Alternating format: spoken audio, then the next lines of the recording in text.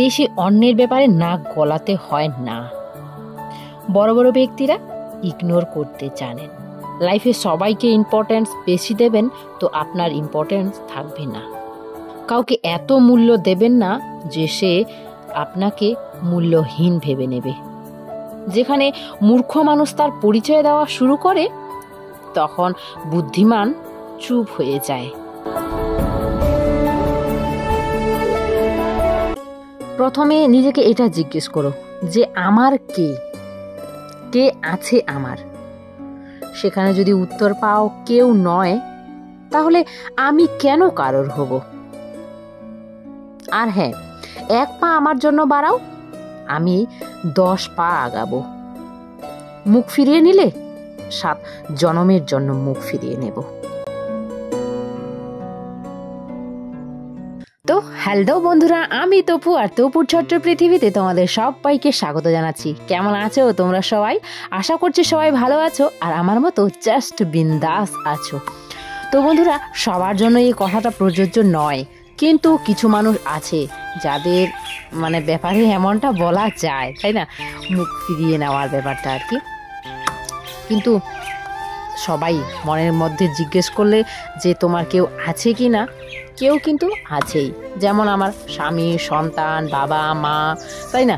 আমার আপন যারা আর কি, সবাই তো আছেই, তাই না? কোনো কিছু হলে অবশ্যই তারা আমার পাশে এসে দাঁড়াবে। হাতে যতগুলো খড়ি নিয়েছি এইভাবে কেটে আমি নিয়ে আর কি 3 বার নিয়ে আসলাম। বাকি সব রান্নাঘরে রেখেছি আর এগুলো এখন এখানে রেখে দিলাম। এগুলো রাতে রান্না করব সে কারণে। আর আমার এই ভিডিওটা কিছুদিন আগেরই করা বন্ধুরা, সেগুলোই আপলোড করছি।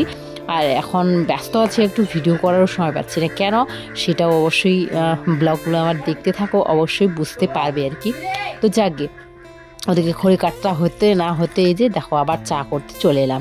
আমার শ্বশুরবাবা যেই বলে দিল একবার চা খাবো, ওকে 5 মিনিটের মধ্যেই চা করে দাও, তা না হলে এই যে জানলাটার পাশে এখানে বারবার এসেই যাবে, হলো হলো হলো হলো, কতবার যে বলবে, তোমার মাথা খারাপ করে দিবে বন্ধুরা, এমনটাই করে।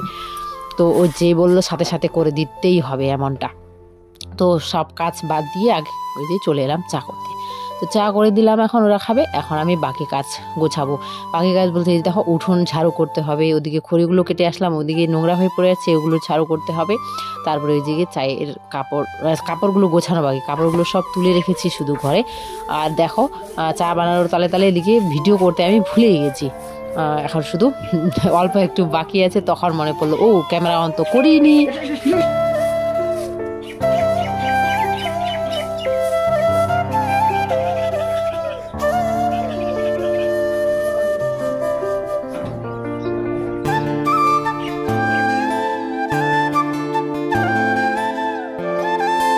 আর এখনকার সময়টা চারিদিকে এত ধুলো আর পাতা পড়ে চা, আর কি বলি তোমাদের। দেখো এখানে স্নান করার আগেই আমি ঝাড়ু টাড়ু করেছি এগুলো সব, কিন্তু আবার দেখো পাতা পড়ে পুরো ভরে গেছে।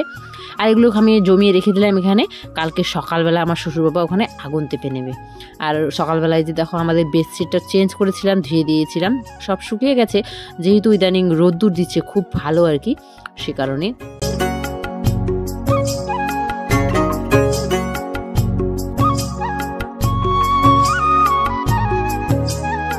1-2 মাস তো মনে হয় আমি ভিডিও অফ রেখেছিলাম, তো তাই অনেক আমার কি বলবো চ্যানেলের ওটা ডাউন হয়ে গেছে, ভুলে গেছি, দেখেছো? তো ইদানিং আবার শুরু করলাম, তো তোমাদেরও অনেক ভালোবাসা পাচ্ছি, তো অনেক অনেক ভালো লাগছে বন্ধুরা। কিন্তু তোমরা কমেন্ট কেন করছো না? সবাই রেগে গেছো কি আমার উপরে? প্লিজ রাগ করো না, তোমাদের জন্যই তো আমি ভিডিও করি।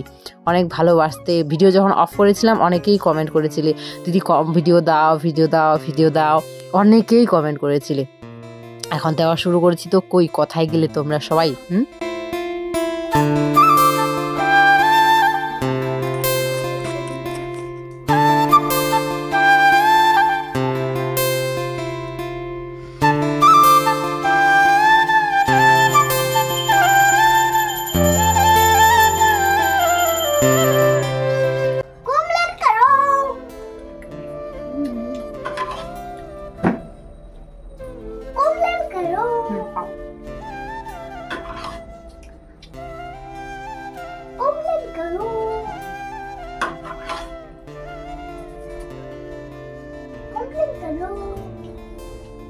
এই যে সোনাটা আমার নীলা পিলা যাই বলো আর কি, দেখো আমাকে মানে হাসি খুশি মেডিসিন এটা একটা, তাই না বলো বন্ধুরা?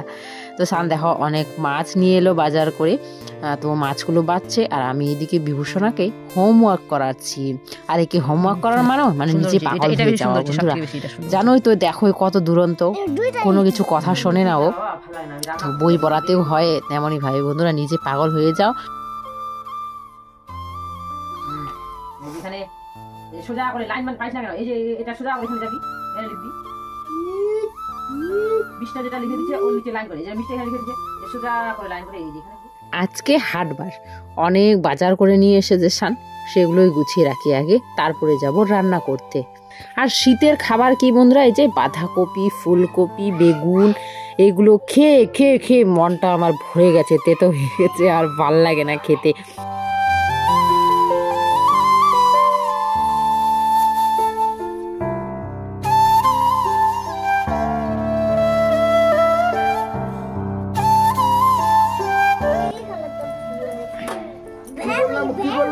ক্যাপসিকাম, আর আমরা সবাই বলি সিমলা মির্চ। সিমলা মির্চ খুলবি না ওটা?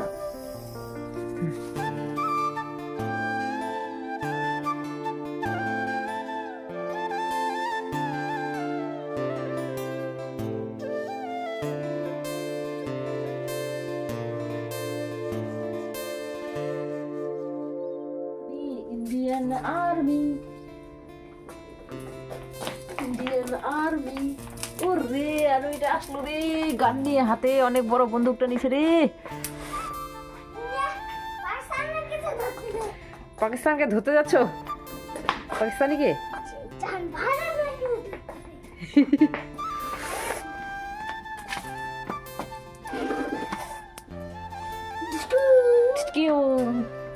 আমি চাল নিয়ে আসি, হ্যাঁ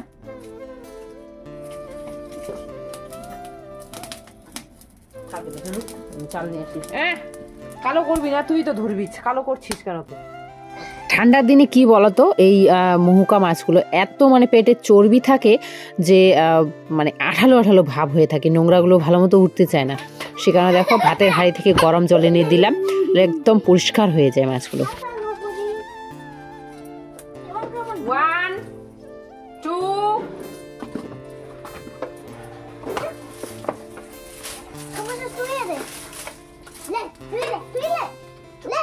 চোখটা ফুটা হয়েছে তো আমার, তুই লাকড়িটা নিবি খেলবি, ওটা নিয়ে তো তুই আগুনে দিছিস কেন? আগুন হয়ে গেছে এখন, ওটা দে, আমি জল দিয়ে নিভাই দিচ্ছি, সেটা দে। গরম আছে, দেখতেই পাচ্ছ বন্ধুরা কত জ্বালায় বিভূষণা, কোনো জায়গায় ওকে নিয়ে শান্তি নাই আর কি। এই রান্নাঘরেও রান্না করতে আসবো, ওখানে আসবেই ও শান্তি নেই। তো যাকে ভাতের হাঁড়ি দিকে বসিয়ে দিয়ে এদিকে মাছ ভাজাও আমার কমপ্লিট, প্রায় অল্প আছে। বলতো আমাকে এগুলো কি করলি? কি ম্যাগি মশলা দিছিস নাকি? কি মশলাটা দিছিস এত সুন্দর সেন্ট? ও মান্ত্রা মশলা খান, ভগবান।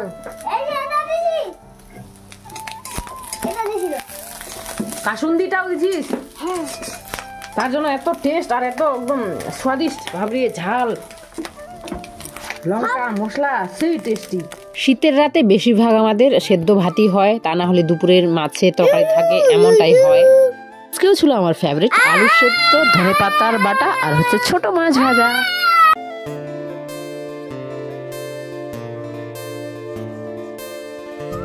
এটা ছিল পরের দিনের ব্লগ, তো ওই দিন তো আমি ব্লগ শ্যুট করিনি, তবুও তখন এটা আমি একটু ভিডিও করে নিয়েছিলাম।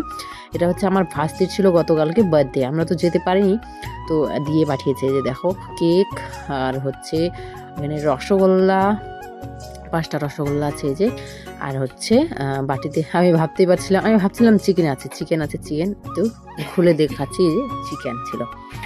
তো রাতে ছেলে মেয়ে হয়ে যাবে খাবার, ছেলে এখন ঘুমিয়েছে। বাবা কি খাচ্ছ? বাবা কি খাচ্ছ তুমি? ঘুম থেকে উঠতে সাথে সাথে কেক, কালকে বার্থডে কেক, ওর দিদির বার্থডে কেক না বাবা, কাকু নিয়ে আসছে আজকে। ওরে বাবরে